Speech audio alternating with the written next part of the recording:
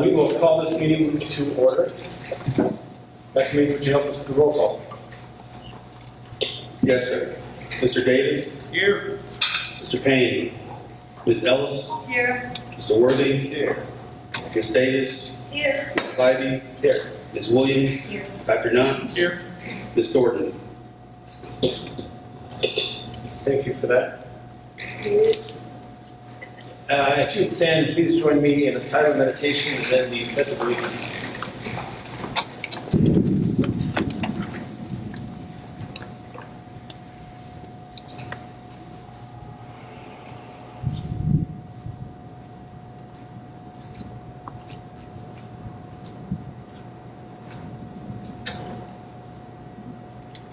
Thank you.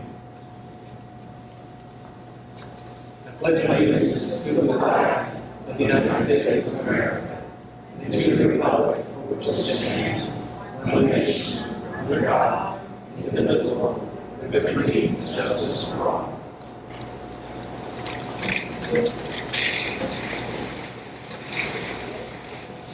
Thank you. The first item on our agenda is the recognition of the achievement of awards.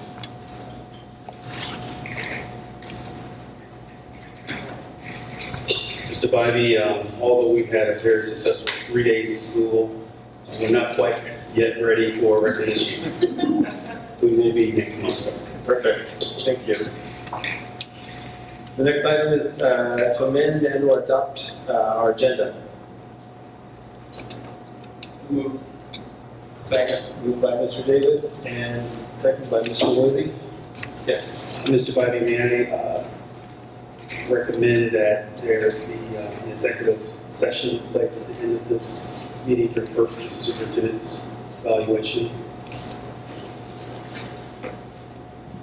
So the proposal has been to add an executive session for the purposes of superintendent evaluation as number 14 on the agenda.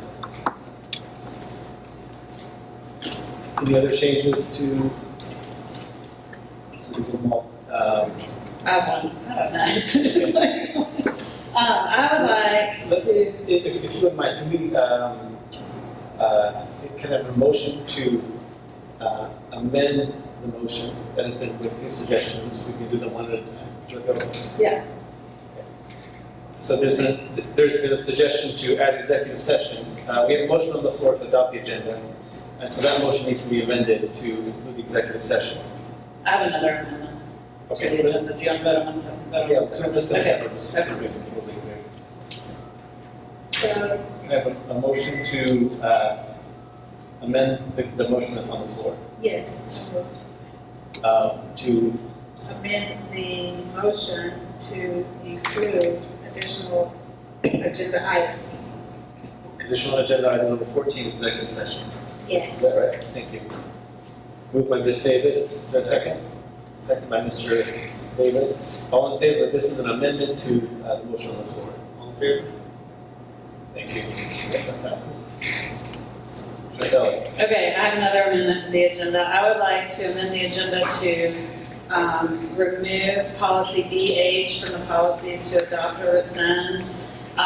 We have a meeting next week with for some continuing board development, work governance discussions, and I feel like maybe it would be more helpful and help to guide our conversation a little bit more, since there seems to be a lot of questions circulating around this policy. So I would like to pull it from tonight's agenda.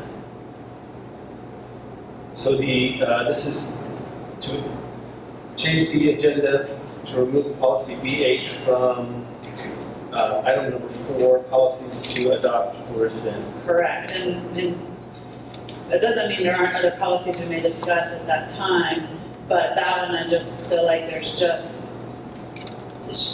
so much still, and so I would like to remove that one and focus our discussion on hopefully to help us streamline tonight on the rest of them. Thank you. Question? So there's a motion to, Amend the agenda to remove policy BH from our discussion tonight. right, is there a second? Second by Dr. Knox, thank you. Any questions? Yes. Does BHA need to come with it? No, that's a different policy. That's not an exhibit. Another question? Yeah, my concern is that, I mean, I would like to have a discussion, but I would like it to be, you know, I thought we had a discussion here. So I'm fine with deciding to do this. There's no things that, so what meeting are you talking about? We have Mr. Drager coming next week, so we'll talk with him about board governance and board codes of ethics and things like that. So I think it'd be helpful to, and then we can put it back into policy committee and have a discussion in policy committee. That would be an open meeting? Every single policy committee is No, an I'm talking open about, meeting. you said board development. We don't have board development, Greg. We're all meeting with Mr. Drager next week, and it's not an open meeting. We're meeting individually, and I just think maybe that will help shape this conversation. So when we take this policy back to policy committee, then it will help maybe to provide a little more clarity. We clearly need some more discussion on this. Okay, well, I mean, we need more discussion because of the community. So I just hate for the community not being part of our discussion. So community members are always welcome at every single policy committee meeting. They are open meetings as well. So if we take it back into policy committee meeting, then that's an open meeting too. And in an effort to not get log jammed up tonight and to, we still have a lot of work to do on the, with regards to policy. And I feel like there's a lot of different papers floating around here, and it would be helpful for everybody to have some time to digest and reshape that conversation. It's just my recommendation, you don't have to support it. Thank you. Any other questions around this proposal? Thank you. I'm going to support that. I talked to Greg briefly. I have been totally off the loop on this policy. That's my fault. It's not nobody else's fault. And given that time and your explanation, I feel as though I would be a little bit better prepared than I am tonight. Thank you. That's the only reason. Thank you. So we have an amendment on the floor to adopt the agenda. That amendment has been amended to add item 14, the executive session, and now we have a proposal, a motion made by Ms. Ellis to remove policy BH from the list of policies that we are voting on tonight in item number 4. And we got a second by Dr. Knox. Thank you. All in favor? Any opposed? Dave, thank you. So that amendment to the original motion carries. Now we vote on the original motion, which was to adopt the agenda, as now we have amended. That was moved by Mr. Davis and seconded by Mr. Worthy. Yes. Any questions around that? All in favor? Any opposed? Thank you. So this is our agenda. Next item on our agenda is the recognition of visitors. We have a few people here to speak to us today. The first person that will speak to us is Princess Nasaya Yakuda. How to do?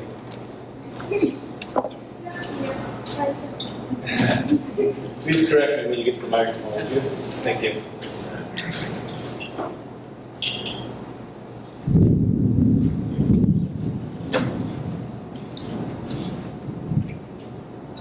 Is that microphone on? Perfect.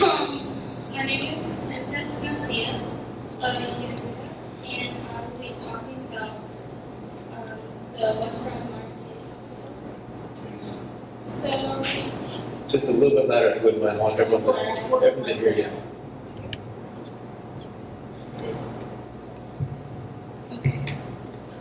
okay. The first proposal I will be talking about today is the Carter County School District proposal. The reasons why I agree with this proposal is because they will add early childhood education and add 14 classrooms. They will have a health center and family resource center for the community. The second proposal is the economic and cultural development proposal. The only reason that I agree with this proposal is because they will expand the young urban farmers and have after-school activities and cooking activities. But they have too many ideas for a proposal, and parts of the historical significance will be lost, and they need partners with the community organizations for people to lead their organization ideas. And then the third proposal is the West Front Rising proposal, and I support this proposal because they will support education, jobs, life skills, and entrepreneur classes. They will be partnering with the community groups like Clark County School District, Athens, Clark County Government, and Athens Land Trust, which will fund the proposal and the program for this. And then they will keep the garden and the market open and update the building for a safer environment, but still keep the historical features. I just want to add, as her mom, that my daughter went through this program last year for the summer, and it taught her most of the things that I would want a farmer to learn. I can't teach my daughter those things living in the city. She learned how her food comes from the ground as a seed to her plate, and how those things benefit her body. And that's extremely important, because my 5-year-old just turned 5 2 days ago, literally thought her lemonade came out of the store. This program allowed my 13-year-old to know exactly where her lemonade came from. And that's a huge program. Thank you. These are the letters that students wrote. Thank you very much. Ms. Hannah, to Dr. Lizette. Thank you. Thank you so much. A little bit out of practice, I forgot to read a little bit about public speaking. Well, I'll read that now. Remarks, speakers will be limited to 3 minutes. At this point, remarks must be concluded. No speaker shall indulge in personal attacks while speaking. All comments are to be addressed directly to the Board of Education. To protect the privacy of our students, speakers shall refrain from identifying specific students by name. Personal concerns may be addressed in writing to the superintendent or the president of the Board of Education. Thank you. Our next speaker is Berta Stones. I'm at a loss for words tonight, so I'm going to pass. Okay, thank you for being here. Our next speaker is Brett Andrews.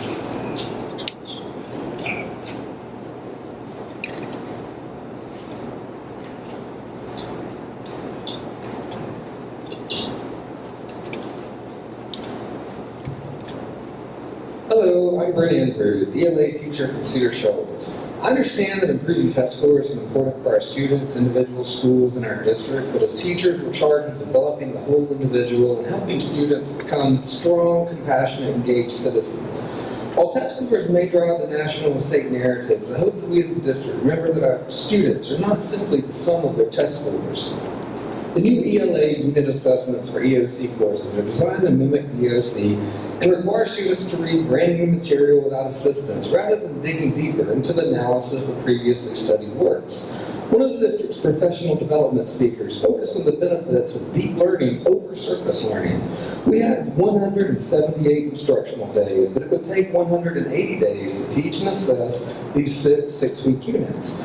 Unit 1 requires that I teach my students how to analyze structures of rhetoric, the aspects of various periods of literature, the structure of the EOC itself, and give the assessment along with building community and establishing expectations and procedures all within the first 6 weeks. Oh, and remediate students in need. I have my students for 230 minutes per week. If there are no interruptions like picture day, required assemblies, pep rallies, college fairs, field trips, etc., and believe me, 0 interruptions of instruction are very rare for a given week. I don't see how we can provide deeper learning if teachers are held rigidly to adhering to all 6 week units. And I'm concerned that we're being asked to choose quantity over quality of instruction. As we were asked to give 3 district benchmarks in the past, I propose that ELA teachers are required to administer 3 or at most 4 of these assessments, as we have been required to teach 4 units per year in the past. We will still teach as many units as possible, but as practice for the EOC will have to be embedded in weekly instruction in order for students to navigate these assessments. Students will receive much training and test-taking skills. This year will be the 4th administration of the new EOC. Teachers are prohibited from viewing the tests that students actually take. And last year was the first year that we were provided release tests and prep materials by the state. In this adjustment period, our instructional teams are constantly seeking balance between test preparation and quality instruction and are developing methods of delivering both to our students. I also ask that we honor the integrity of teacher-created assessments by counting these major assessments in the same summative test grade category as the district assessments. Teacher-created assessments are tailored to meet the needs of specific groups of students and engage the whole student while still requiring rigorous application of writing and critical thinking skills. If district administration agrees to make these minor adjustments, I'm confident that teachers can prepare our students for the EOCs while continuing to meet the emotional and spiritual needs of all students, but especially those of our most marginalized and vulnerable learners. Thank you. Brent Andrews. Thank you, Mr. Andrews.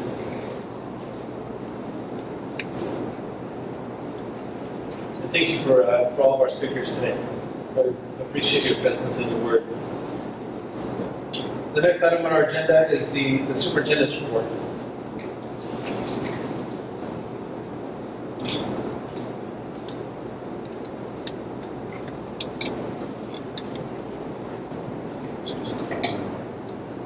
Mr. President, board members, community members, I thought I would stand and be brief. I made a presentation to the board last week at the work session. Had a great opportunity to speak with my Rotary Club, Ms. Williams, Rotary Club, yesterday.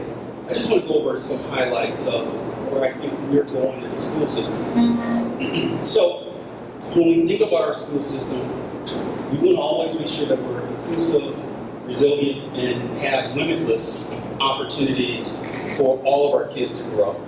That there's no ceiling to where they can go and become. And so you'll notice that our logo has changed. Our colors have changed. The logo is one of sun rays, which represents great opportunity and great growth for our kids and our teachers moving forward. The Board of Education in June passed a new strategic plan. The mission statement of that strategic plan is clear. It talks about this school district being a community of ambitious learners, committed to equity and excellence on every campus, in every classroom, for every child. Our theory of action is one in which we talk, and if you're not sure what a theory of action is, a theory of action is an if-then statement. If you do something, then something else should occur. And our theory of action says if the district deliberately works towards eliminating the marginalization of historically underrepresented groups through an organizational emphasis of increasing student achievement for all students through rigorous standards-based instruction, consistent progress on student growth plans, consistent focus on the social emotional development of our students, and constant attention towards equity practices and accomplishment of our strategic plan, then we will increase the student achievement and sustained educational attainment in CCSD. That's our theory of action. That's where we want to focus our attention and work every day. So our strategic plan has a total of 6 different areas: academic growth, social emotional growth, organizational effectiveness, financial or fiscal health, the growth of professional capacity, of ensuring that everyone's growing from a professional standpoint, and educational equity. We'll continue to talk about these indicators of college and career success.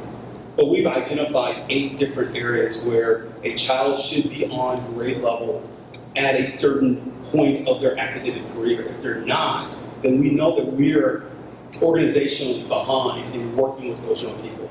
And you'll notice that the first 2 steps pertains to reading attainment. Step 3 is math attainment. Step 4 is attainment on a nationally normed college preparatory examination for students who are in 8th grade through their junior year.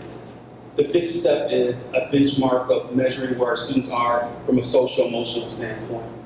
Number 6 will impact what we do throughout the organization, throughout our school system, by ensuring that children are taking advanced algebra by the completion of 10th grade. Research shows that if a child can persist and take advanced algebra by the end of their 10th grade year, that they have the ability to pivot and either persist through their first year in college or succeed in a vocational training program. We want to make sure that all students take some level of advanced coursework, either an advanced placement course, a dual credit course, or completion of a career pathway. And we've identified a certain benchmark in which we want students to attain a score either on the SAT or the ACT. When people look at these indicators, they will say, well, every child will not go to college. And that's accurate. That's true. Every child will not go to college. College isn't for everyone. But we want to ensure that children have a choice once they go through our system. What we don't want to have happen is children go through our school system, receive a diploma, and that diploma does not equip them to pivot to whatever pathway they want to pursue after high school. If children are meeting these indicators, they have the choice of either going to the military, entering the workforce right away, or going to a 2 or 4-year college. So what we've constructed, I believe, is a coherent instructional system that is supported by research. The Board of Education this past spring, you adopted a new ELA program, an English Language Arts program for our elementary and middle school students. When I arrived last year, we had 7 different reading programs for our 14 elementary schools. When I also arrived, I had a lot of people share with me that we have a transient population of students. So we know that we have children who are transient, and we also had different reading programs at different schools. That was a disservice to children. But the research shows that when you ask children to engage with materials that have a high cognitive demand, that they will reach that goal. We also have established school growth plans and college and career readiness plans. We have supports in place to support currently struggling students.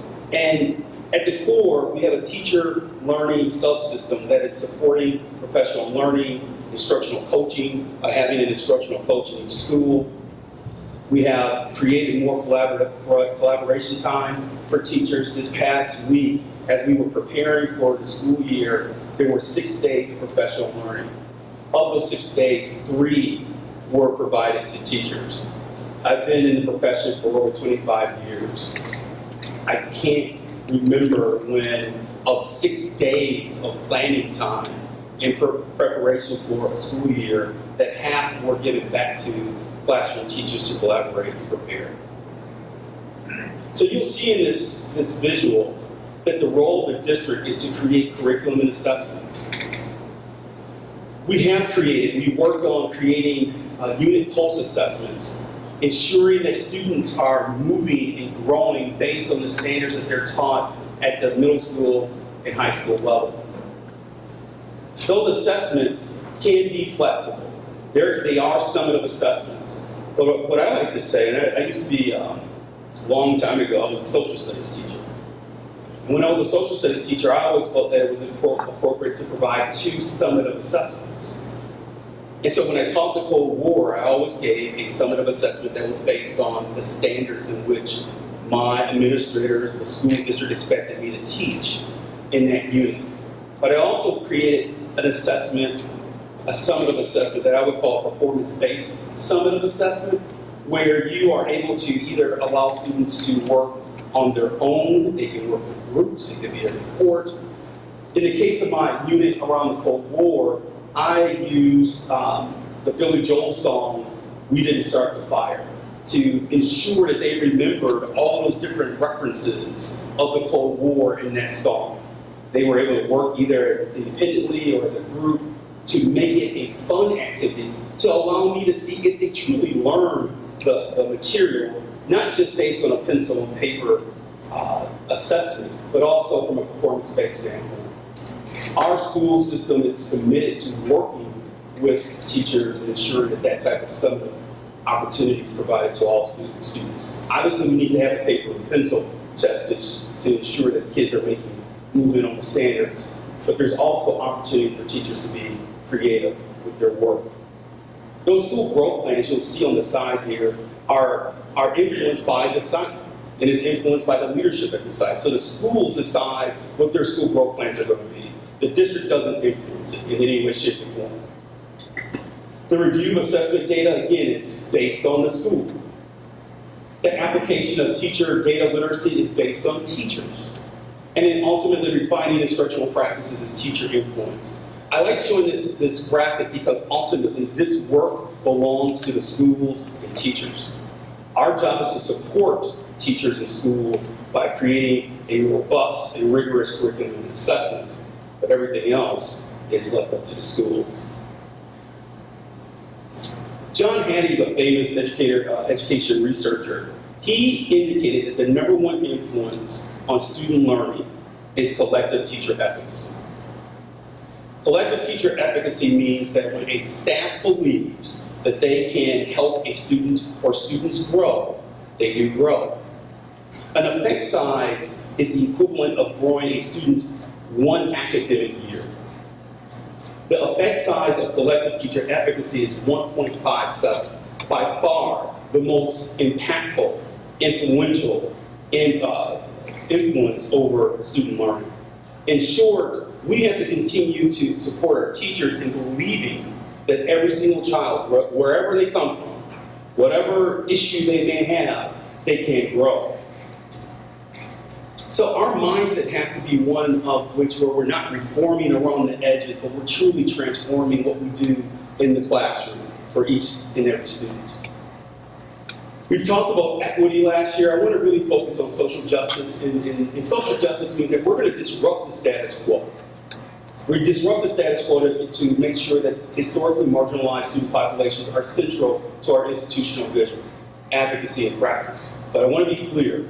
I think last year during the conversations, people didn't hear me clearly. Just because we advocate for equity and social justice doesn't mean that we're forgetting about all of our kids. All of our kids need our support and our attention. I shared with the Rotary Group yesterday that when I think about our overall performance of the school system, when you look at grades 3 through 5 last year, 33% of our kids were reading on proficiency levels, regardless of who they were. I just see kids. And that's unacceptable that only 1/3 of our kids were reading at proficiency level, regardless of who they are. But if you want to drill down deeper, the fact is 67% of our white students were proficient. When you consider the educational attainment and level of our white residents in this community, I'm not satisfied with only 2/3 of that student population being proficient either. There's work to be done with all of our kids. And so when we talk equity and social justice, it's not putting some groups to the side and propping up others. It's about ensuring that everyone grows. But at the same time, we realize that there is a greatest area of need. There is a focus point where there's some kids who really drastically need our attention. And I believe we can provide that attention while at the same time serving all of our students. I quoted this statement, which actually comes from Peter Drucker, who's a business leader. Victoria Bernhardt is an educational researcher. But this statement holds true for the Clark County School District. Your organization is perfectly designed for the results you are getting. I share that to say, whatever has happened in this organization in the past has been good work, but we can be better. We have islands of excellence, but we want the entire school system to be excellent. And so board members, part of the reading that I'll be providing you in the next week or so is a policy brief called Islands of Excellence, where it talks about how you can move away from islands of excellence and create system-wide excellence. That's the focus. It's not to say that there aren't good things happening. There are good things happening in Clark County, and we should be proud of those things. But when you consider the fact that we have 2,288 days, when you consider the instructional days, we have about 176 days in a calendar year. When we have 2,288 days, there's not a lot of time to waste with children. See, when a child enters kindergarten and they stay with us through their 12th grade year, that totals 2,288 days. When you consider birthday parties, field trips, and once in a while people get sick, that 2,288 days starts to dwindle. And so there's a level of urgency that we all feel. An urgency that I want to just pause here and allow you to see this video. It is captured in the video.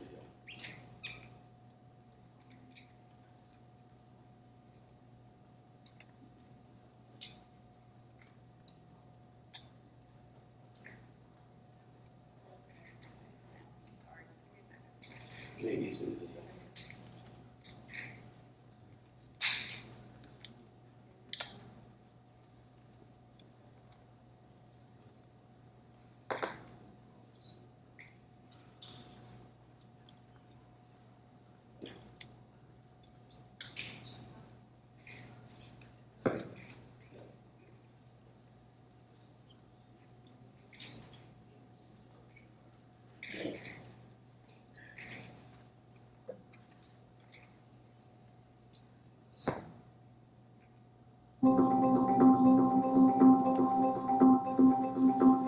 $2,288 days. That's how long the Clark County School District has to teach a child. Within those days, we must prepare each student for the rest of their lives, and we cannot fail. We start with discipline and self-respect. We teach students to be critical thinkers so that they can continue their self-guided education beyond our schools. We must teach them to be inclusive and accepting by first making them feel included and accepted. Our education includes rigorous academics, discipline-developing athletics, and inspiring extracurricular activities that challenge our children. We must help each student grow socially and emotionally. We must recognize that there are moments when we are reinforcing common sense and other times when we will be the only guidance a child ever receives. Each child will arrive with his or her own unique set of strengths and challenges. It is our job to meet them where they are, recognize all they can be, and do everything we can to close the gap. The commitment to lifelong learning we expect from our children starts with the CCSD promise, a promise to meet the unique needs of every student in every classroom to achieve the moral imperative of educational equity. Our jobs are among the very most important because we have the ability to positively alter the course of our most vulnerable children's lives.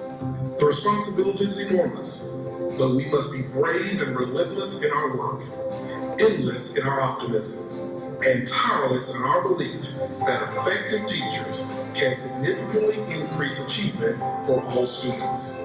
We will support all among us who turn to us for guidance and growth. But we must recognize that there are children who depend on CCSD as their primary support system and provider of their most essential needs. While this role is challenging, it is vitally important to the community we live and work in. We have 2,288 days to make a difference that will last a lifetime. But at CCSD, we do not count the days, we make the days count.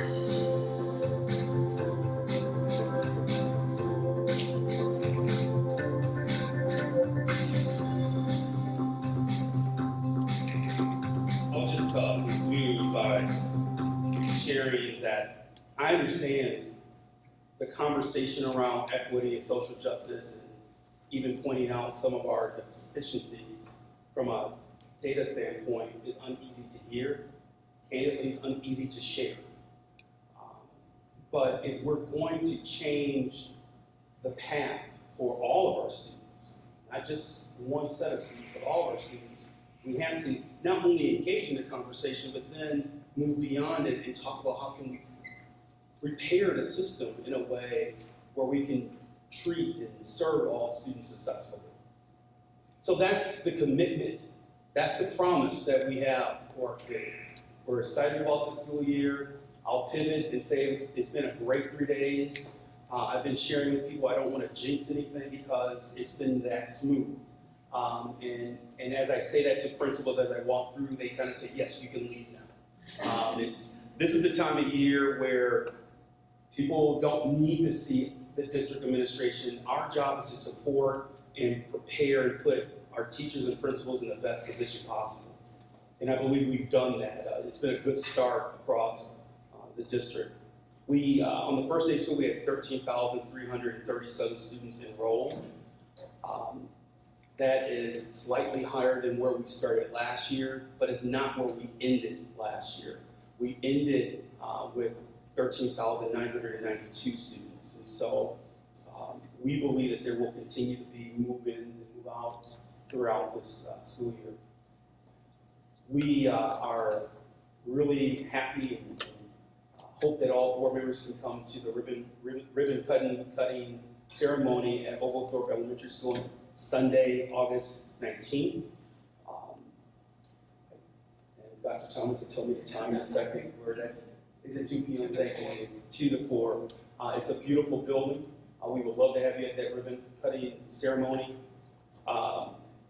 We are in the throes of placing very large middle school students in the old Gaines building, or what we're now affectionately calling the New Hillsman. The hallways are a little narrow for those larger young people. And construction continues at BHL and Coyle. We wish we would have been at a different place. We're not, but the staffs at both BHL and Coyle have been amazing. And Dr. Thomas and Dr. Clark, the principals at those two middle schools, deserve a lot of credit in keeping people happy, despite some of the challenges that we've been facing.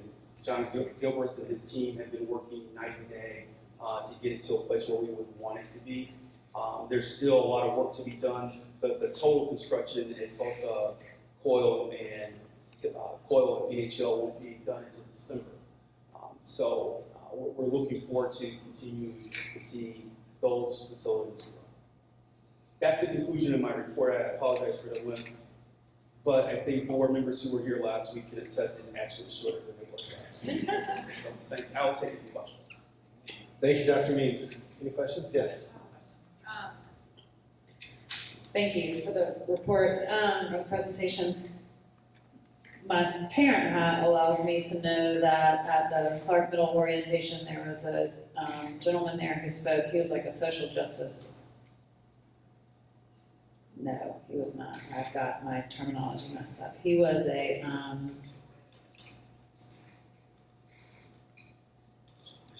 restorative justice coordinator or collaborator or something. I think he's in the private sector working with our district. Is that unique to Clark Middle? Is that something our other middle schools have as well? The orientation on Friday, all the teachers and a lot of the faculty and members of the building kind of got up and introduced himself, and he introduced himself as a restorative justice collaborator, and I just didn't know if that was something that we're seeing in a lot of our schools, or that was kind of first I heard it. I was excited. Dr. Myers started that initiative last year. It was part of your new code of conduct that you approved. And that training has been provided to a lot of our school support service members. And restorative justice practices and techniques are being shared with staff across the school system. Is he the only person who's, like, are there multiple people in multiple buildings? Is it high school, middle school? I just hadn't. I'm not sure he's the only person, but I know that we have engaged with multiple trainers to work with our staff. Okay. Yeah, Dr. Means, I'd like to follow up on this. something wrong with your microphone. It's going to be, Definitely.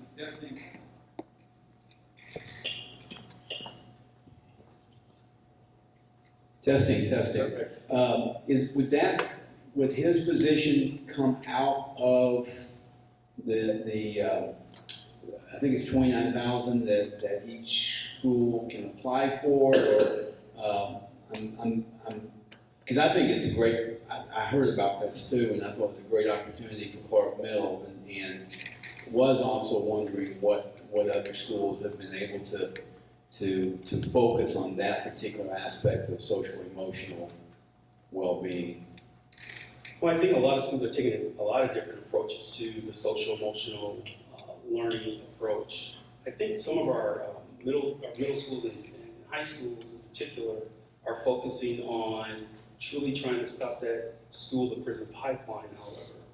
And the only way you can cut that pipeline off is if you truly start thinking about restorative justice practices.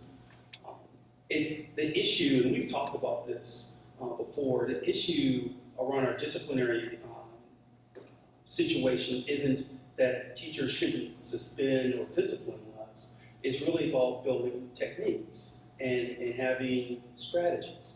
So if you remember that slide that I showed you, that was a circle and it was divided into 4 areas, and it talked about a teacher learning subsystem.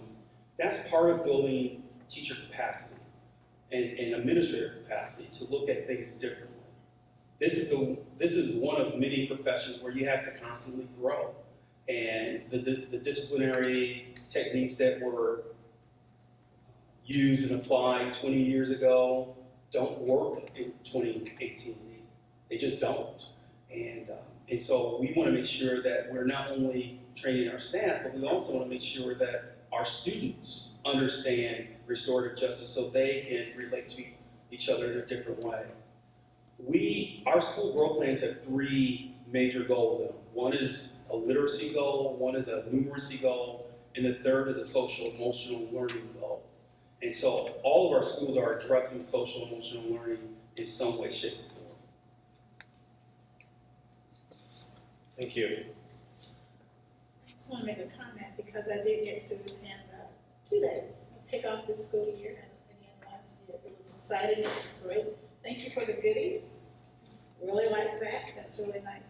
But I felt an enthusiasm in the crowd when we were there, when all of the teachers and all of the administrators and everyone at the school system on the second day especially. And I do want to say that even as passing through and listening in on conversations as I was walking, there was a difference there, and I'm grateful to see that, and I hope that that energy continues throughout the rest of the school year, that we're supporting that. So thank you for a great kickoff. Thank you. We were really excited about it. We had 2 high-level days of training. I can't remember which board member said it, but when you approved the adoption of a new English language arts program for our kindergarten through 8th grade staff, maybe you said it in front of the public, or maybe someone pulled you to the side, but the statement was, please support our teachers. Just don't dump a new curriculum in their classrooms and tell them good luck. So those 2 days were spent with professional developers teaching our staff how to work with the new curriculum with the actual materials, and they were working. It was nice that they were all together in their grade level across the district. And so that's what the 2 days were spent doing, and that's what we spent learning. You also have, you should be aware that we have 2 ELA implementation specialists that are now employed in the district. One of the teachers is one of the staff members is a former classroom teacher from Chase Street School, and the other is a former instructor from Darrell. 2 schools that have used these materials in the past, well-respected teachers. I'm excited to share that with the community and the board because one thing that we believe in is you have to build capacity. And sometimes learning isn't always fun or easy, and that stretch isn't always fun, but if you have support, and if we're supporting people and making that stretch happen, then it's easier to do. part of a growth mindset is allowing people to fail professionally and helping them and telling them it's okay to fail. And when you have support, and we have two people who are helping our teachers put it in place, we're trying to send a message that teachers don't have to be perfect the first time they use the materials, and that we have people in place to support them. And so we're really excited. We were excited about the 2 days. We had two keynote speakers. The first day was a woman by the name of Christine Moraz, who is a teacher in the New York City schools, who has used the materials that we're now providing to our staff.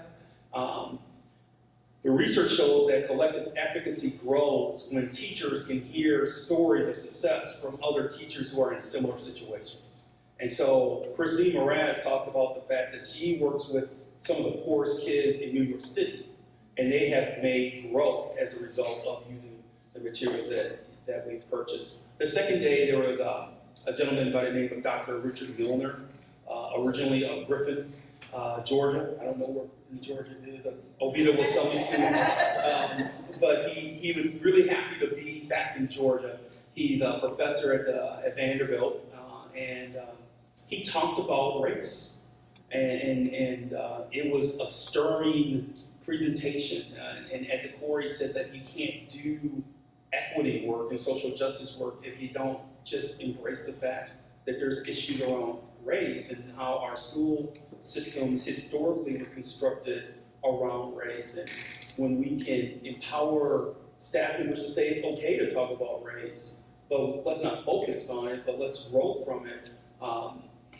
People are still talking about Dr. Milner and his presentation to the staff and how they were moved by it. I was just at Chase Street School today. A teacher pulled me to the side and said, I started reading a book because of Dr. Milner's presentation. So we are excited that the 2 days wasn't just only about excitement, but it created a spirit of when you're in this profession, you have to constantly learn and grow and evolve. And I think that's partially, I think that's the reason why we've had such a good start. Fantastic, thank you for the report. Moving on our agenda to item E, we have two informational items that are part of the packet: Head Start, Early Head Start Policy Council Monthly Report, as well as a SPLOSH report for your information. And continuing on to board reports. Yes. As one question, Sure. this might be appropriate for documents. So for BHL and COIL, do we have target dates for when everything will get done? Everything? Well, or at least in segments. We are hoping that the additional wings, I guess as I look at the project, there were additional wings, there were media centers and agricultural classrooms placed into the new plan, in addition to canopies that were in the back for bus transport.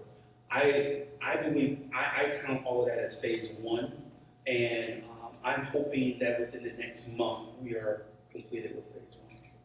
Thank you. Yes, sir. Yes, sorry. I was sitting here wondering if I should say it, but I always do it. One of the things, when we were talking about the good things that have to kick off with the new school, with the school opening, is the role that some of the community people played with the greeting at the schools. I think that my visit at, I was at J.J. Harris, and I was also at Hillsman. But me as a school board member, that's one thing. But when people from the community come out and greet the kids, I think that's much bigger and speaks volume. James left, but I wanted to thank him and Tawana for pulling that off. I saw you in some Facebook pictures. And I think when the administration is there, that's one thing, and the teachers, but when community folk get up at 6 o'clock in the morning to be at a school at 7, just to greet the kids, I think it spoke volume, and I think that we should look forward to that type of energy, not just the first day of school, but throughout the school year from the community. Thank you. We have, moving on to our agenda, item F for board reports. We have a report from GSBA. I've already asked Dr. Means if I could stand up. He said yes. All right.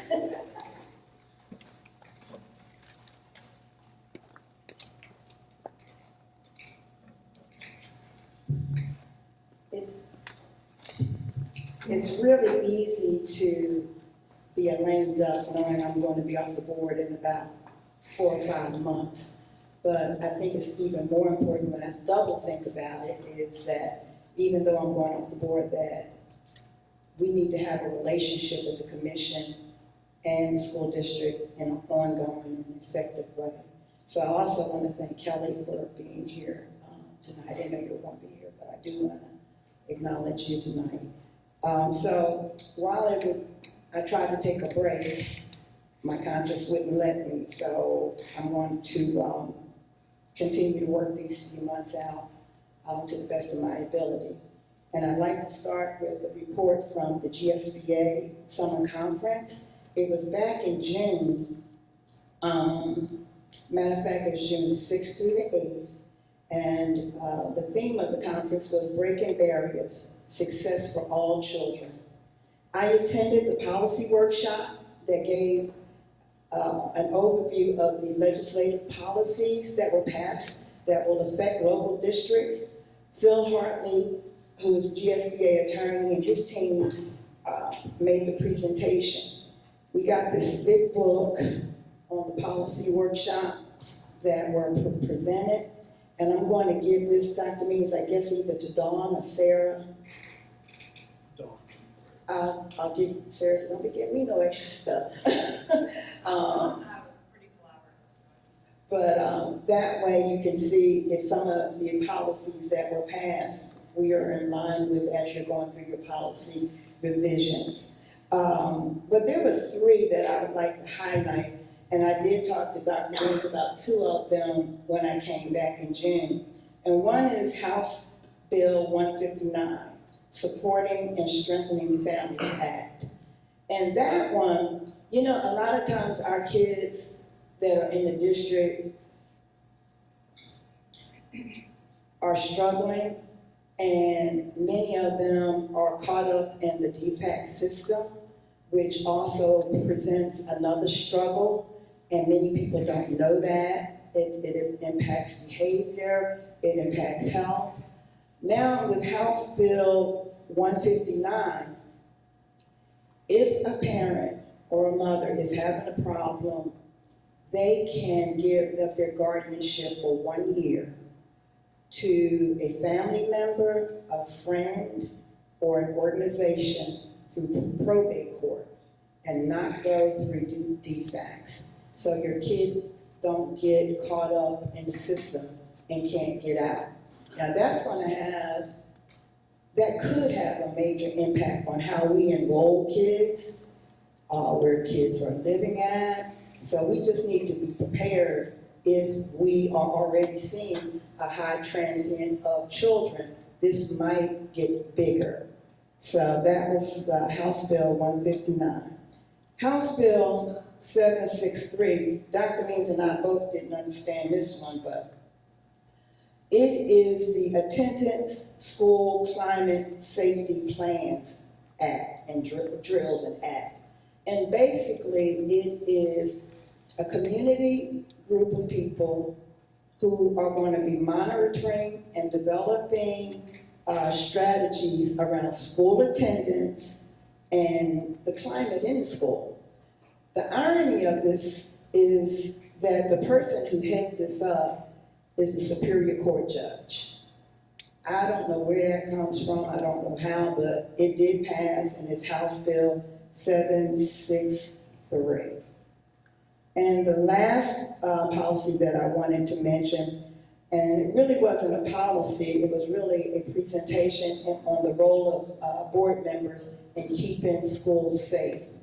And it has a whole bunch of information, and maybe we can just make copies. But we have, with the new gun carrying law now, there are some stipulations, and board members are responsible for that safety to a large degree, working with the administration. So those were the three that stood out. I also attended the governance team meeting, and this was presented again by Phil Hartley, and it was a presentation on the critical relationship between board members and superintendent. And this seems to be a widespread issue across the country about how boards and superintendents work together. On sidebar conversations, some of the board members felt like they weren't included in some of the decisions. People felt that some of the pressure that came from the community was just that, pressure and not advocacy, creating tension. My takeaway from this was to be more transparent, and I think we're trying to do that, and that the thing that Attorney Hartley recommended is to make sure you have good policy that you can fall back on and everybody can agree with and work with.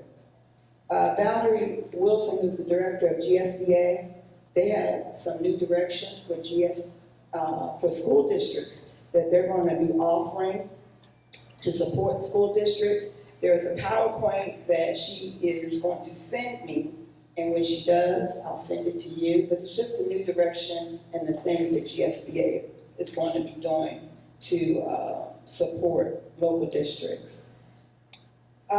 This was the first year that there is a special part of GSBA that is called a time of inspiration. Our own Vernon Payne started this over 20 plus years ago. Even though he was not there today, on that day, the room was packed with people from across the districts, across the state, for Inspirational Day. This was our little program book. I was able to get almost 100 signatures from people just to wish Mr. Payne well, that know him. He is an icon with GSBA, but to know that you do something and it continues, that means you're doing something worthwhile. We can all do fly-by-night stuff, and we all can do things that when we're not there, it falls apart. But even though Mr. Payne was not there, the room was packed. We got over almost 100 signatures of just well wishes, and that's to me epitome of a leader. I listened to Dr. Eric Thomas. Y'all know who Eric is? Eric Thomas is the Chief Turnaround Officer for the State of Department of Education. And believe it or not, his presentation was very impressive. He talked about providing resources, technical assistance, and to support struggling schools. He talked very, very little about taking over schools. Now, for me, I believe some of the things that he shared were things that we could have already been doing through our State Board of Education. I don't know why we had to create, but we'll see. But he did not talk about taking over schools. Everything was very positive and upbeat. Last but not least, this is the first time that Athens-Clarke County submitted 2 resolutions for consideration for GSBA legislation in 2019. Both were written by Greg Davis and approved by the board to support immigration issues. And I didn't want to belabor the time to share with you the wording, so Dee has put it up. These were the recommendations that were presented to the delegation board, and even though both resolutions failed, one of them, the 4.7, it created a huge conversation and debate around immigration issues. It got kind of crazy. People were voting that weren't supposed to be voting. So they had to go back and recount the votes. So it did fail, but I do believe from the comments that I got after the meeting, there is a strong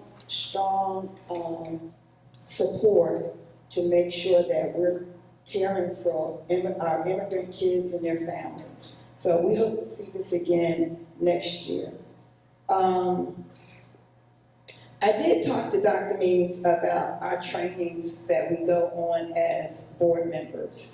And it is at the taxpayer's expense when we travel for trainings. And I think that we should, and this is just me taking advantage of me being up at the mic.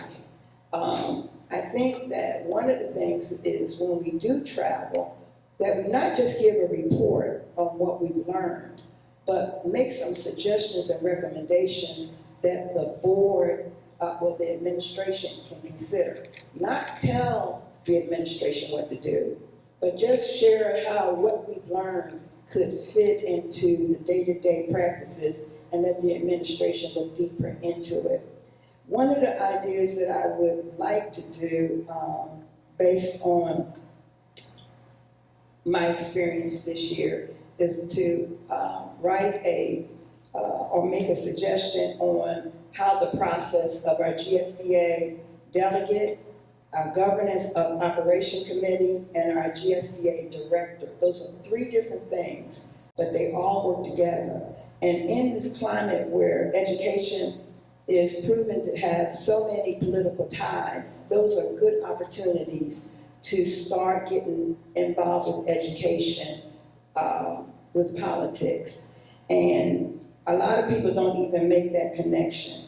Now, this has nothing to do with what I experienced at the conference this year. But I wanted to read this. This was from a superintendent, Michael Haynes, in Long Island. And he sent a letter out that says, this letter is to let you know I don't care what the state growth score is. Let me be clear, I do not care. I do not care about test scores, and because test scores do not define you, you are more than a test score.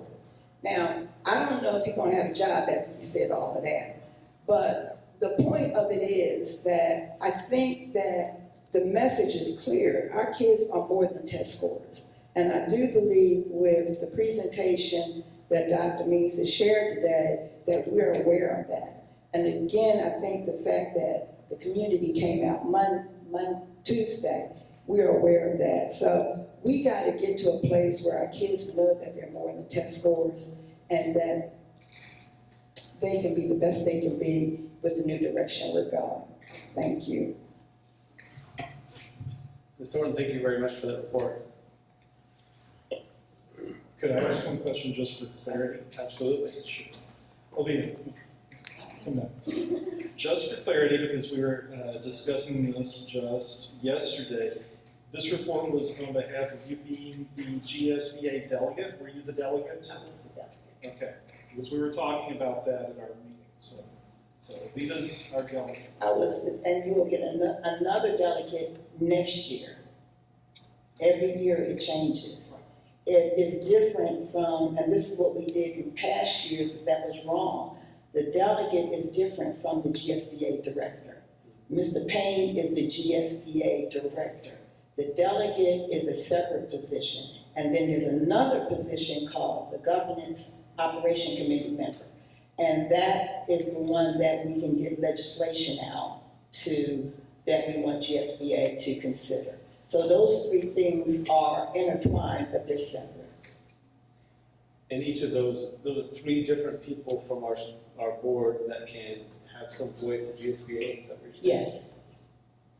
And is the delegate elected or were you appointed by GSBA? The delegate is elected by you guys.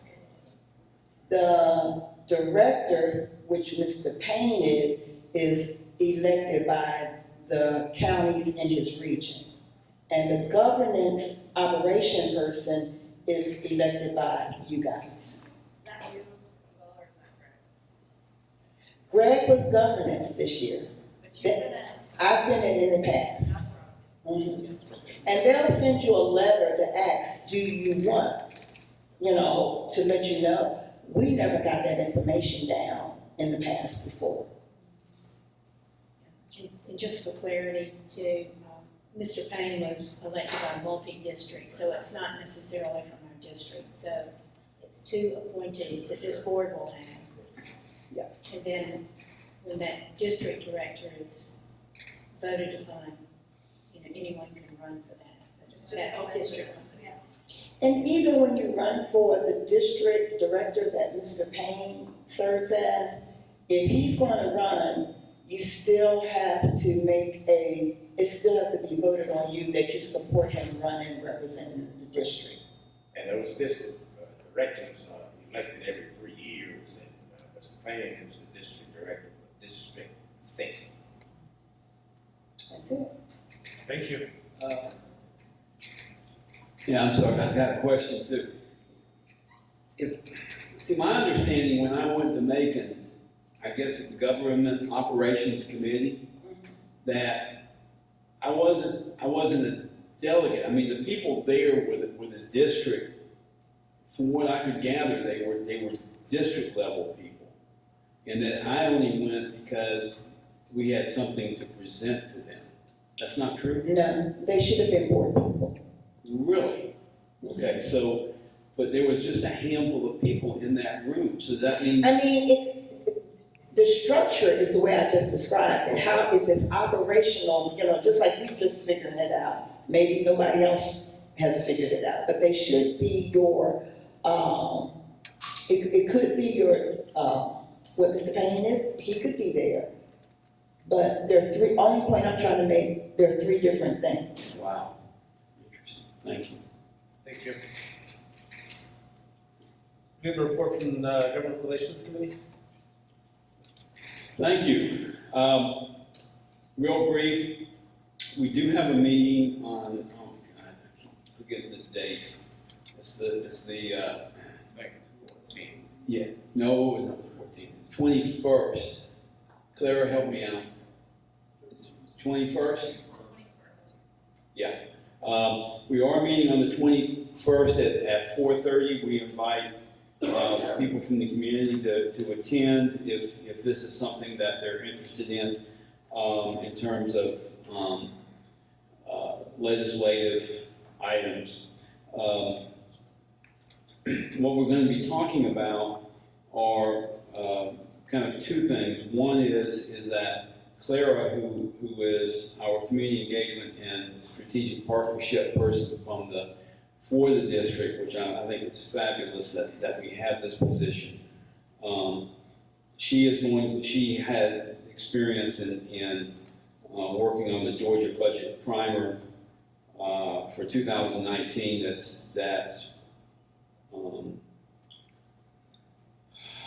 It's produced by who? Yeah, right, and that stands for? Okay, Georgia Budget Policy Institute. They've got a fabulous document that we're going to be working on. We also are going to be talking about how the committee can do outreach around legislative items that come up in the course of when the legislature meets. And so, because what we want to do is that when there are things that impact education, whether for the good or maybe less for the good, and it would be good for the legislators to hear from the community that this committee, the Government Relations Committee, can help be part of that process to kind of spark that dialogue in the community. So anyway, we will be meeting on the 3rd Tuesday of the month. Thank you. And Finance Committee. I don't have anything. Okay. Policy committee? No report, just that our next policy meeting is August 24th, 27th, August 27th at 4 p.m. Open meeting, all welcome to attend. Thank you. And property committee? Mr. Payne isn't here. No report. Great, thank you. Then moving on to G, our action items. We have minutes of the previous meeting, regular meeting on June 14th, 2018. Any questions or additions to those? Is there?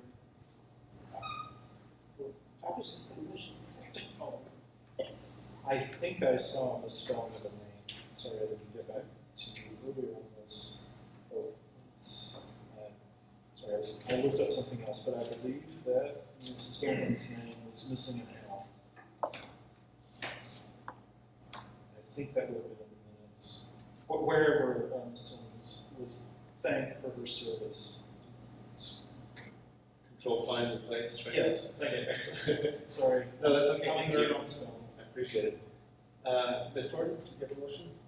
I make a motion that the minutes be accepted with necessary corrections. Thank you.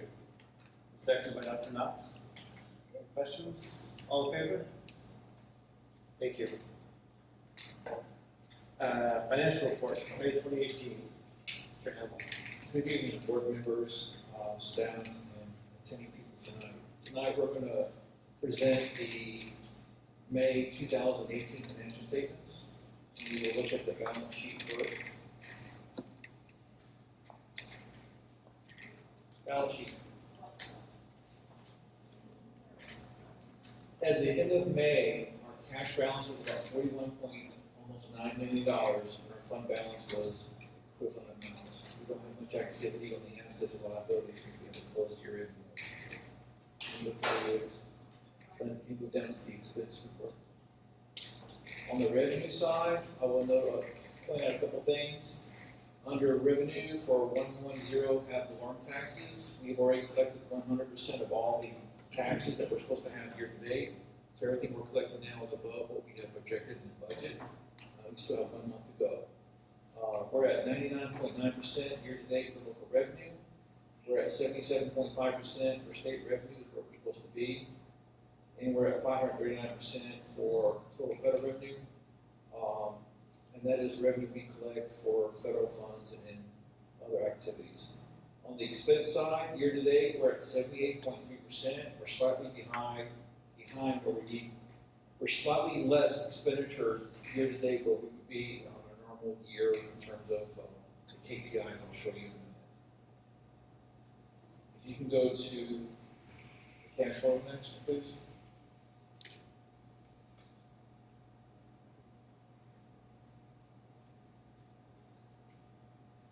On this cash flow, you can see the columns in yellow, that's actual data. Column blue is budget data. This is the cash flow ending May 2018. We still have 1 month of data to go. If you look at the revenue column there for budget, to the far right, you'll see at the bottom, we had budgeted $142,851,000. Year to date, we've already collected $143,574,000. That does include 1 month of budget data. At this point in time, we are over, collections are above budget by $723,000. Can you go down to expenses, please, Lynn? On the far right-hand column again for budget, we had budgeted for year-to-date expenditures of almost $146 million. Currently, we have 142.9. So right now, we are under, our expenditures are below budget by $3 million. If you add that to the $723,000 in collections and revenue, we are doing to the good of about $3.7 million versus a deficit that we had planned at the beginning of the year of $3 million, which means right now we're projecting about $621,000 to go to surplus towards our fund balance. I'll show you some additional detail on that in the KPIs. Can you open for that?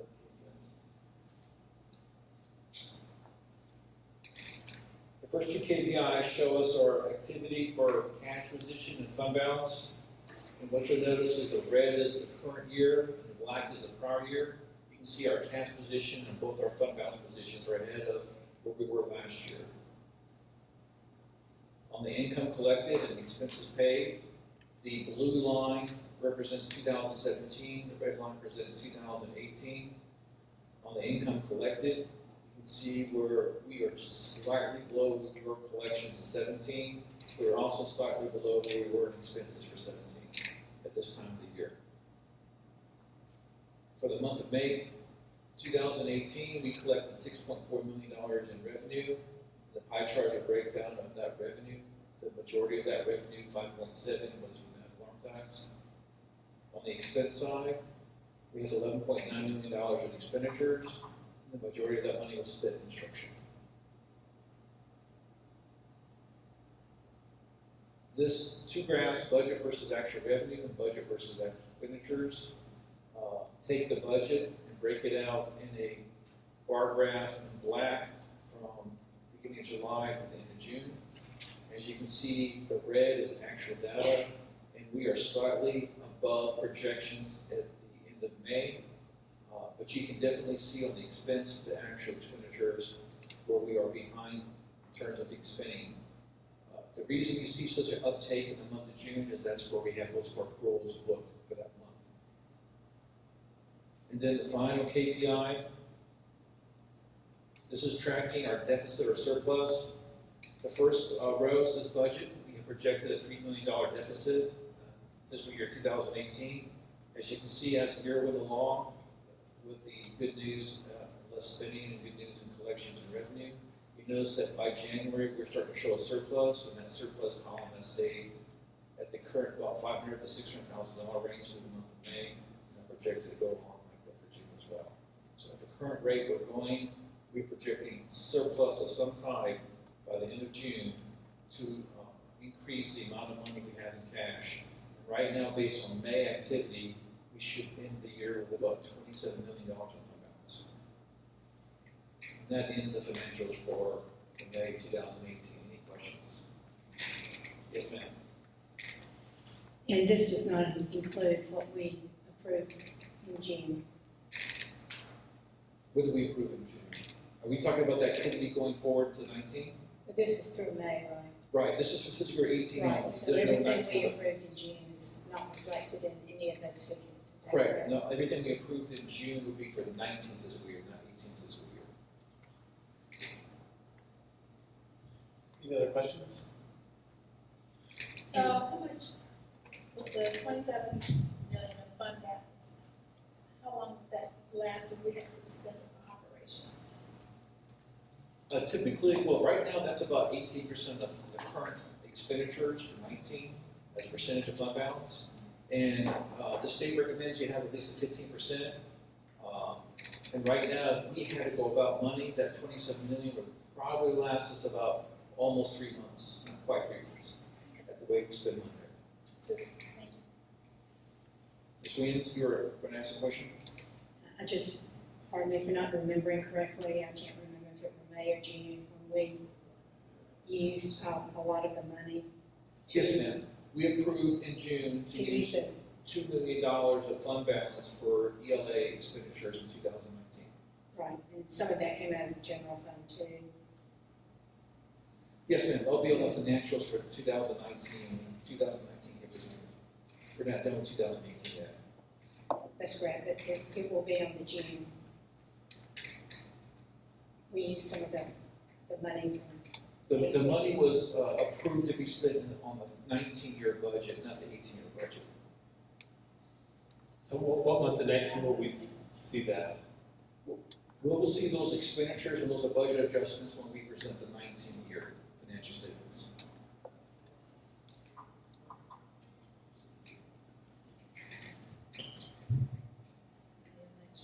Mr. Davis, yes. Yeah, I think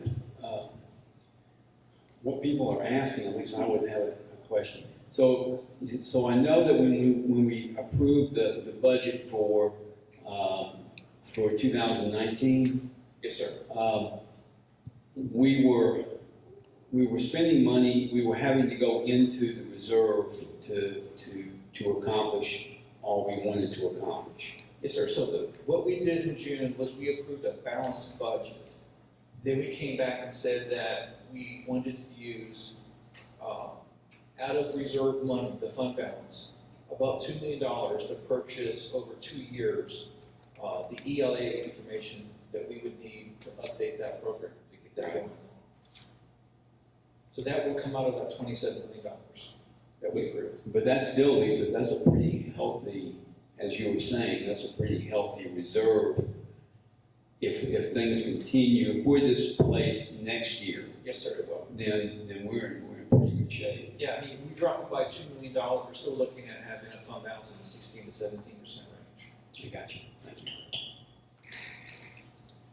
Any other follow-up questions? Yeah. Yes, Mr. Knight. And just for absolute clarity, we'll see that drawdown on the reserve in, During the 19th fiscal year. yeah, so we'll see it. Yes, sir. This fall sometime. Right. You'll be reporting. In fact, I think we already approved the first $600,000 requisition to spend of that $2 million in the month of August. Understood, thank you.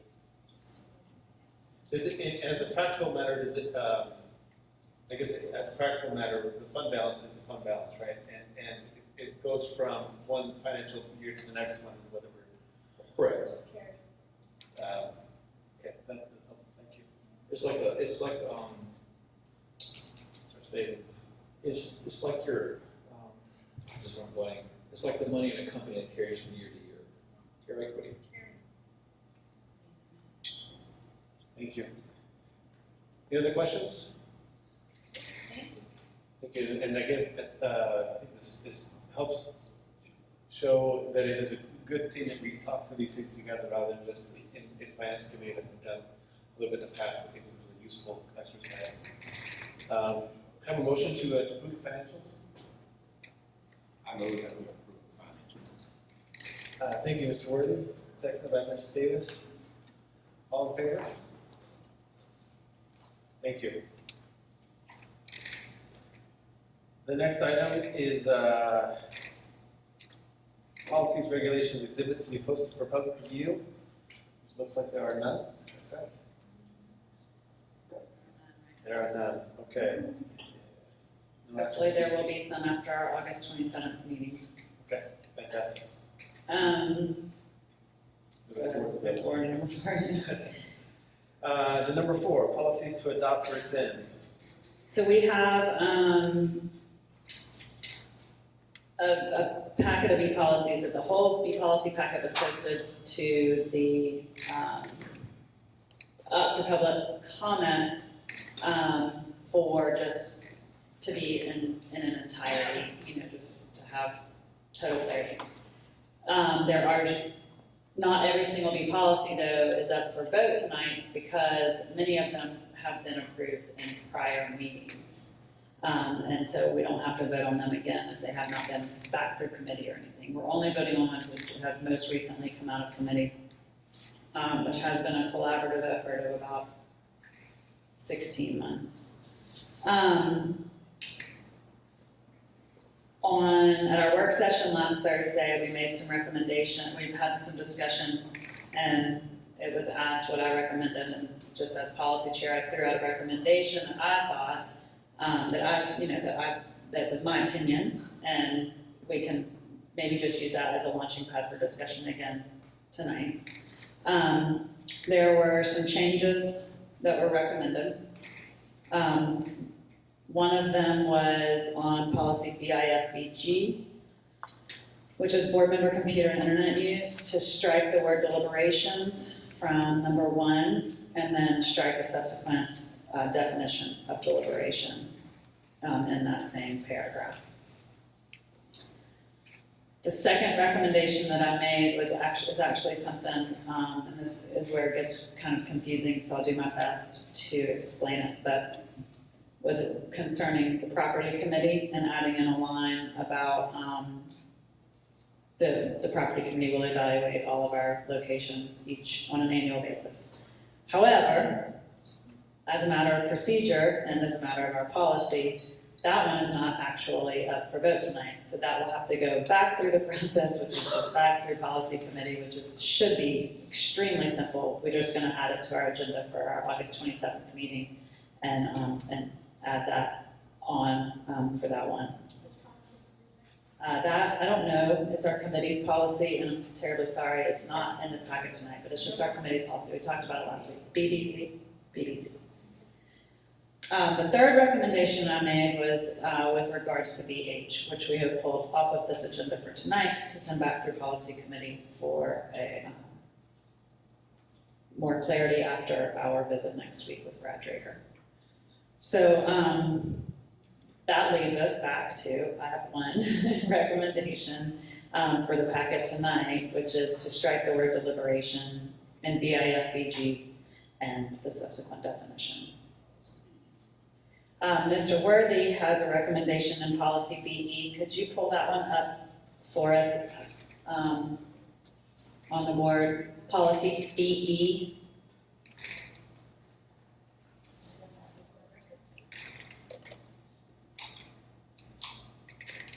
I believe, Mr. Worthy, if memory serves, you wanted us to strike the word directs.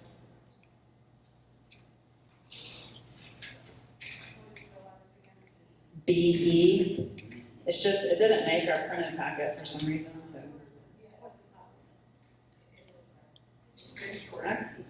It's super short. But I'll look right by it. I'm sorry.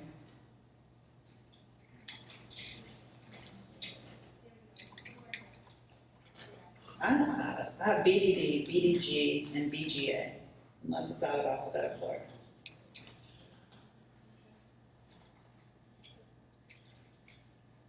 So Mr. Worthy has recommended striking the word directs, so the board authorizes the superintendent to designate an open records officer. So striking the word directs in hand. Yeah, that's in policy DE, and I thought that I recall reading, but I can't recall what policies, but you know, you get into some shaky ground there when the Board of Education get into directing the superintendent. So I know the word direct is in the in policy DE, and there may be some others, but I'm not sure. I think it's important to note that, and we talked about this at our work session last week, and this is where it gets really hard if you attend some meetings and not all, and all of that, and you hear some conversations and not all, but to try and trace the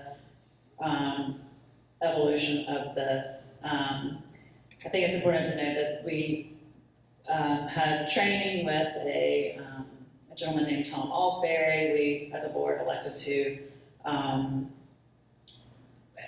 adopt the balanced governance model for board governance. And in doing that, we've had to make adjustments to our policies, but these aren't actually policies that we have put into practice yet, right? And so I think it would be important, and I won't be on the board in a year, but I think it would be really important for to note that it would be prudent to reevaluate some of these and see how they actually work in practice. And until you've done something like that, it's really hard to know, that would be the best measure of what these policies are, right? Do they work when you practice them? And so I do think that this board being committed to the work would also be committed to, while this is an overhaul and it takes an enormous amount of time, I think a review would be a different thing, and hopefully you wouldn't have to do a whole overhaul, but a review of these and how they work in practice. And so I'm 100% certain not one single one of these policies is perfect. But I know that a lot of hard work and a lot of effort and a lot of thought and a lot of meetings and a lot of discussions have gone into each and every single one of them, and you continue to discuss them through the years, through time, and see how things work. So, like and prompted me to say that is Mr. Worthy, there probably is the word directs in another policy somewhere else, and we're just going to continue to do our very best. If we all decide that that's not an appropriate word to use in the policy, and we see it somewhere else, we will continue to, these are not cut into stone and stuck outside. They are workable and workable, and they are evaluated constantly. It's important for us as a board to wrap up this work in an effective way because there's other work that needs to be done for the district. And so I have encouraged our board to move with this, but in a way that's productive and healthy, and with that, having a commitment to continued evaluation of these in practice. Thank you. Mr. Chair, I would like to ask our attorney to speak on using the word, give a directive to the superintendent. But I see, yeah, there you are.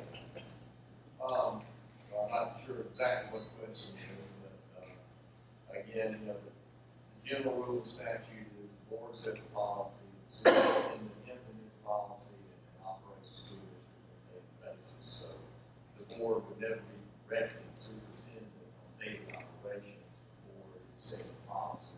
That's its primary function according to code. Thank you very much. And we do know that, I know because I read policy BE that the word direct in there, and hopefully we can strike that tonight. That's just one word. That's real simple. Yes. And I would just like to address another question to council. Who is responsible for the open records in the school district? Right now, Dr. Me, delegated that to Dr. Thomas. I know that who in code is responsible for it, because this could also read that the superintendent is responsible for that, and he may delegate, and he is authorized to delegate that to someone else. But I think that's overall. Right, Mr. Worthy's suggestions, I understand, is just to strike directs and just have the board authorize the superintendent. Right, but my overall question was, who in the scheme of school districts is responsible for open records? Would it be the responsibility of the superintendent? I would think so. The open records law applies to all state agencies and all local government agencies. So it's definitely specific in that law about school boards as opposed to any other branch of government. In the way the school system operates, that would typically be an administrative task. Obviously, the board can convene and discuss and respond to every open record. Right, and I was just thinking the way this reads, it would be a board responsibility to, I would think it would be a superintendent responsibility, and he's authorized to appoint someone else other than himself. But it's got to be a posted position who's responsible, and who gets it request. Thank you. Ms. Elsie, you have a motion we can consider? Sure. I would like to make a motion that we approve policies BAB through CF on our agenda. Do I need to read them all? Okay.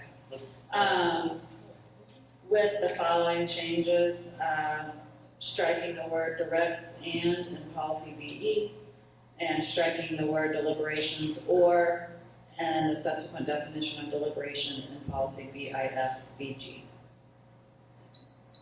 Thank you, Ms. Ellison, seconded by Ms. Davis. Let me go ahead and reiterate to make sure we're all on the exact same page.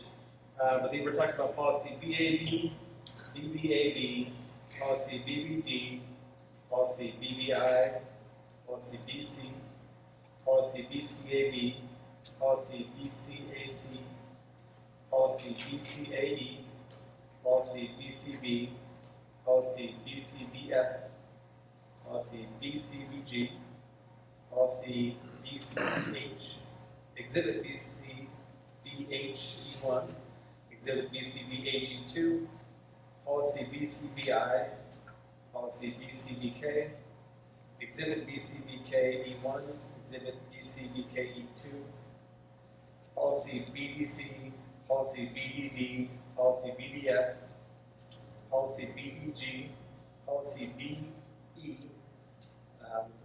as direct, amended. struck from that policy as proposed. Policy BGA, policy BHA, policy BHB, policy BIFBG with the word deliberation struck. And policy CE, policy CEB, and policy CF.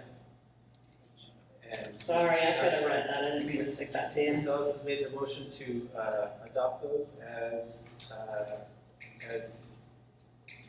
changed in our conversation, and seconded by Ms. Davis. Any questions or comments? Yes, Mr. Davis. I get this to work. Let me just say, and I do certainly honor the vote of the board, but one of the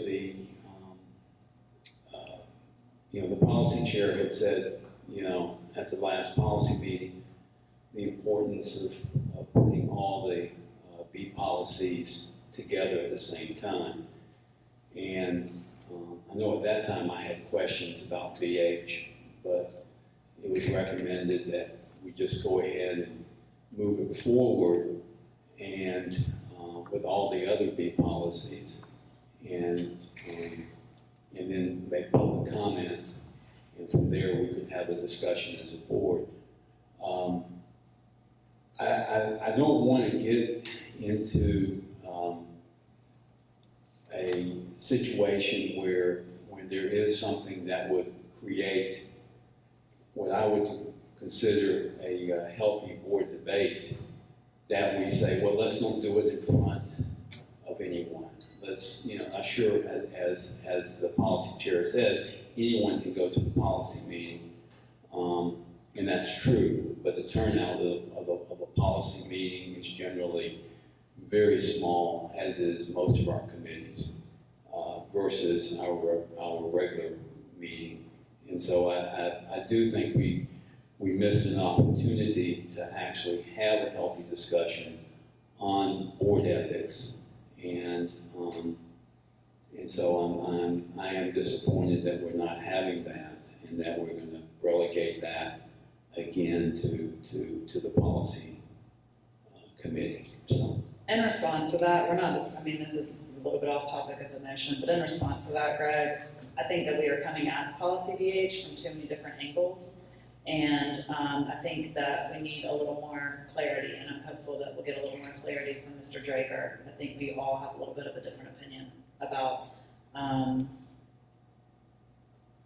some of the components of BH, and we need to streamline some of our discussions, and that is the rationale, is not to take it out of this meeting. The rationale was to have a little more conversation with Mr. Drager next week and to bring it back then. If we elect at the policy committee meeting to bring it back before, it will eventually come back before the full board, and not if we elect, it will. The procedure and the process will bring it back to this exact room on another night. And I also see, I'm sorry, I also see that the BH discussion, kind of the cup half full, that I see this is it's really, really healthy for us to have fantastically different opinions about what our code of ethics are, because we have really different understandings about what our job is around the table.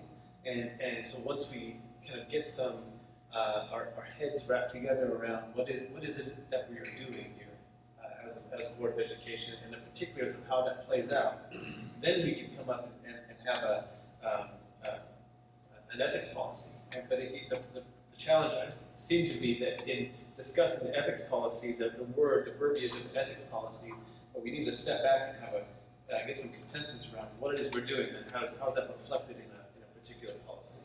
So I think this step back from that, I think will be really constructive, especially with a couple of new board members and a couple more new board members coming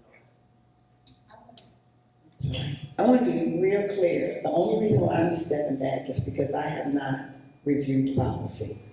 And that's the only reason. I am not trying to avoid a public conversation or debate about it. My assumption was when I made the vote was that it would come back up for public It has to. conversation. I don't think, I would not support that if I didn't think it was going to be in a public setting in the future. I just have not been on target with this, and to be honest with you, I probably would go along with whatever Greg recommends because I didn't look at it for myself. But given the opportunity to do that now, I will. So let me be perfectly clear. This is not to avoid, on my part, a public discussion. Every discussion regarding policy is done in a public meeting. Mr. President, I feel compelled to say this, and I'm happy that you're doing this very good work, Ms. Chair of the Policy Committee, because policy, Code of Ethics, BH, policy BHA, conflict of interest, this Board of Education didn't write those policies. Those policies were written by the state and approved by the State Board of Education. So therefore, we have to be very careful in terms of how we reword things, and there's some wording and some language we can't take out of those policies. So I think this is real healthy in terms of, I know that Ms. Sarah Ellis has done and I don't use this word often, an excellent job in handling this. So thank you, Mr. President, for supporting that. It goes back to the policy committee, and it must come back to the Board of Education, then we can have further discussion on it if needed. Okay, thank you. Go ahead, Linda. Go ahead, Fred. No, I want to hear Linda first, because I'm just. Okay. So yes, I do remember us wanting to have the discussion publicly. We will have that discussion. And I'm excited that we're going to have that discussion after everything else in our government. It would be nice to focus only on that because it is a big issue for us. And so yes, we did kick it back out of policy and say we'll talk about it openly. So we'll talk about it openly when it comes up again in the next circle, next round. We'll be pretty much by itself. I think that's a good place to be. And it's interpretation more than conflict on this one, I think. How y'all see it throughout it. Thank you. Now, okay, I really appreciate this healthy discussion, because we're kind of just talking about, and at least I guess that's a start. I know when I meet with Mr. Drager, I'm not walking in with any paperwork for him to review, but, or other board members may. I know in terms of the new members, I certainly agree that we are having 3 new members, and if we wanted to postpone the discussion until those new members came into being, I would be, open to that, but I don't think anybody's proposing that. I do think in terms of the, Charles is right, at the core of this ethics policy does come from the state, and it was helpful for Sarah to respond to me as well as Don and Mr. Pruitt in terms of what can be removed in the wording and what cannot from BH. However, one thing, Charles, is that we've added a lot to BH. That was our wording, and so while we can't change what the state legislature allowed the Board of the State Board of Education to in turn seem to empower the GSBA to come up with an ethics policy, which is still in effect. We've done a lot of additions, and much of the public comment dealt with both the wording and the tone of what we, as a policy committee, added. And that's why, because I read the comments very carefully and made suggestions for this board to talk about that reflected probably 90% of those comments. And so it's fine to have it back at the policy committee, because that's what the board has asked for it to be done. But I do think for all clarity, the one advantage about having these discussions in a regular meeting is, first off, Mr. Pruitt has reminded us time and time again about trying to be have as much open discussion as possible. Not that policy committees are not open, but again, the attendance is generally less.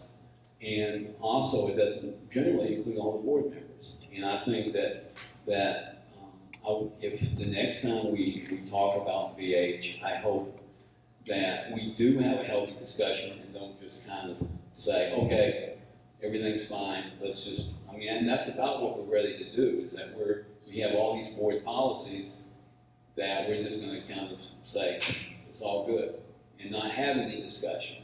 And some board members were there as they were being written and rewritten, and some board members weren't. And I think there's an advantage to having all the board members, particularly when it deals with something like board ethics.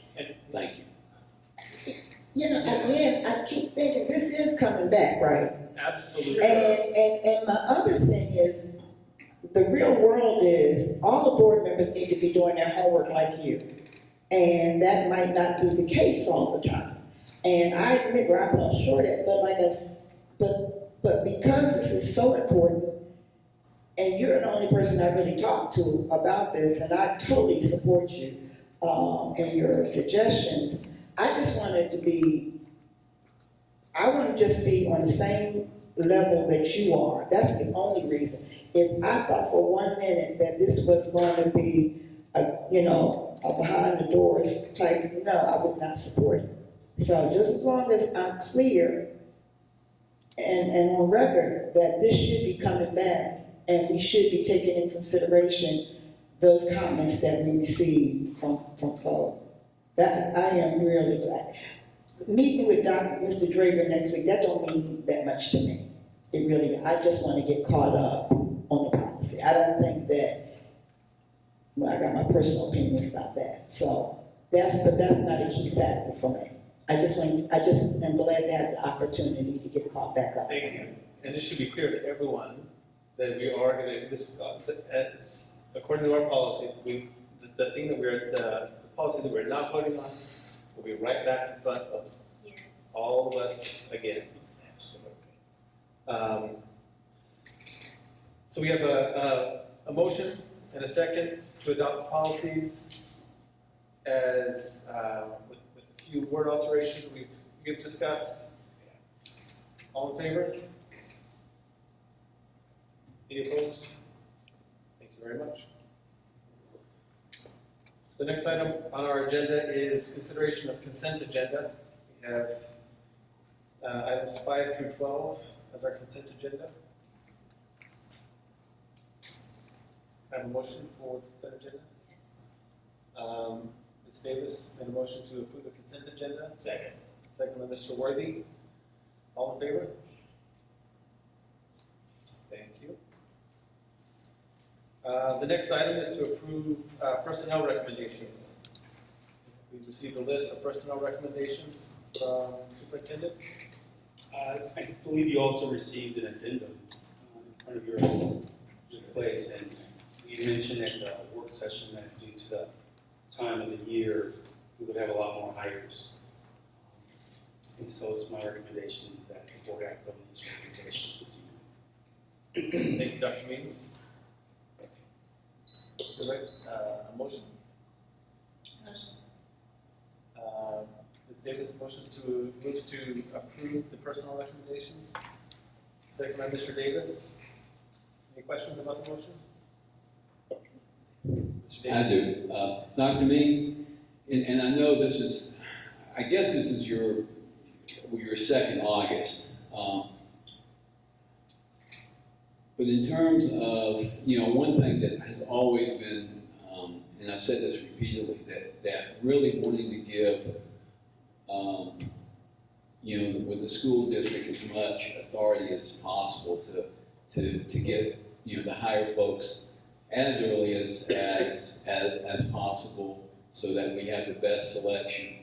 Do you have a sense of kind of like where we were last August in terms of this particular list? Is it shorter? Is it longer? Has it been? And I know you were in on the very tail end of last year, but I'm just trying to get a sense of what we need to do as a board to. I mean, I know you've talked about this meeting in July, and so that's one concrete thing. But in terms of where we're at with because it seems like a lot of people to be hiring after school started. But I know they've already done the job. At least I'm hoping they are. But I can give you some figures. The number of resignations that we had at the end of the 2014-2015 school year was 146. The number of resignations for the 2015-16 school year was 158. The number of resignations for the 2016-17 school year was 185. The number of resignations, and so that's not retirements or people, resignations that we had at the end of this 2017-18 school year was 200. So I think there's a trend that we're seeing in the Clark County School District where we're seeing a higher number of resignations. Ms. Duke and I have talked. We know that we have to get to the market even earlier than we have in what we even did this school year. And so we'll continue to make that effort.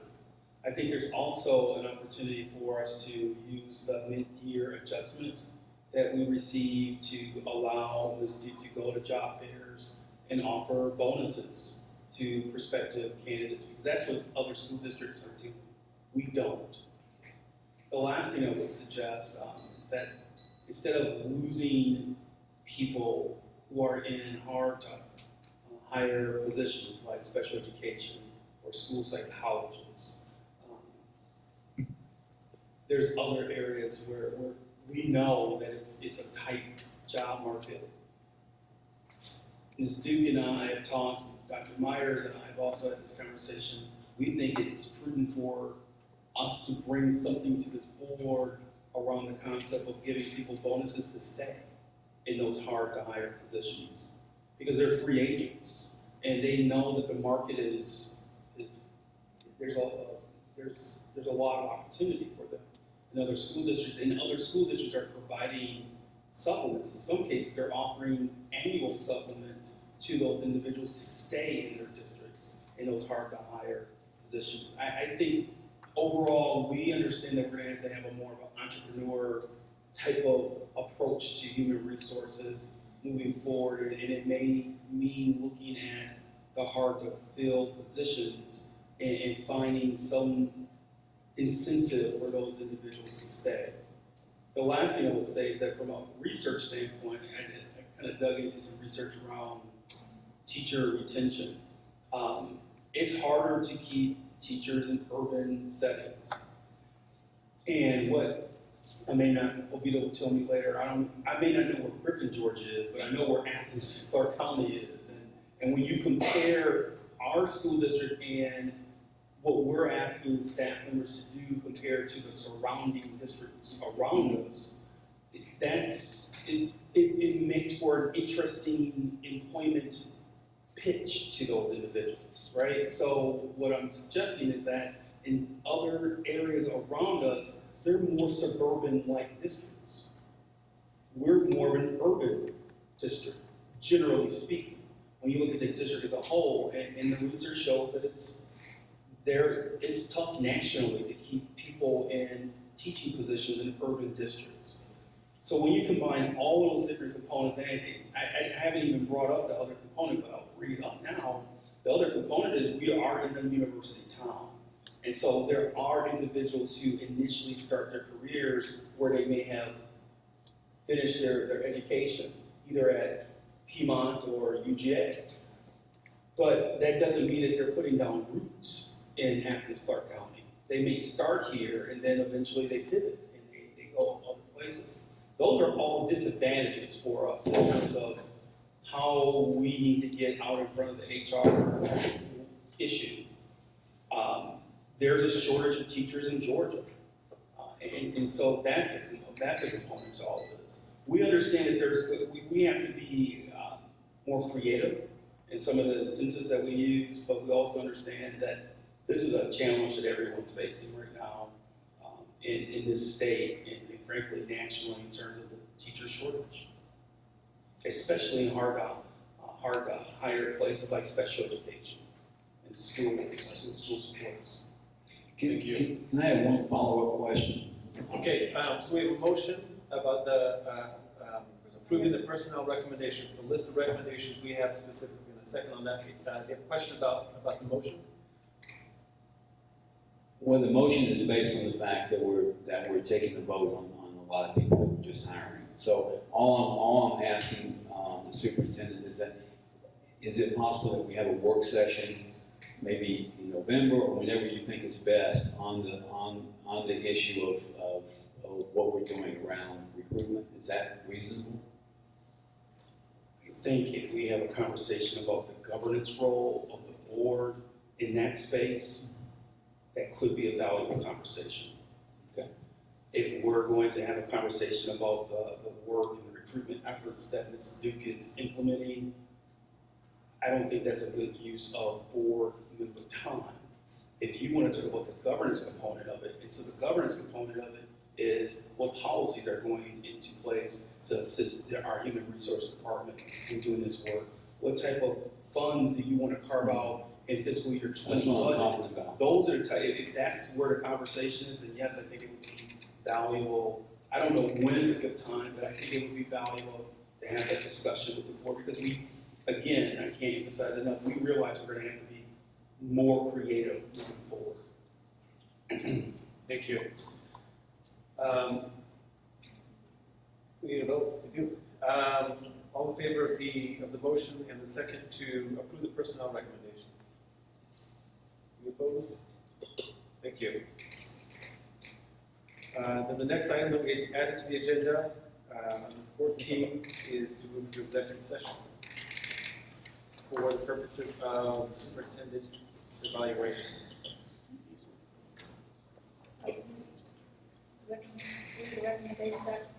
Dr. Means, yes.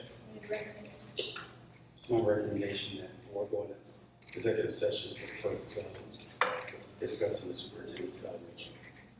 Thank you. Ms. Davis? Is there a second? Ms. Ellis? All in favor? Thank you. Any opposed? Thank you.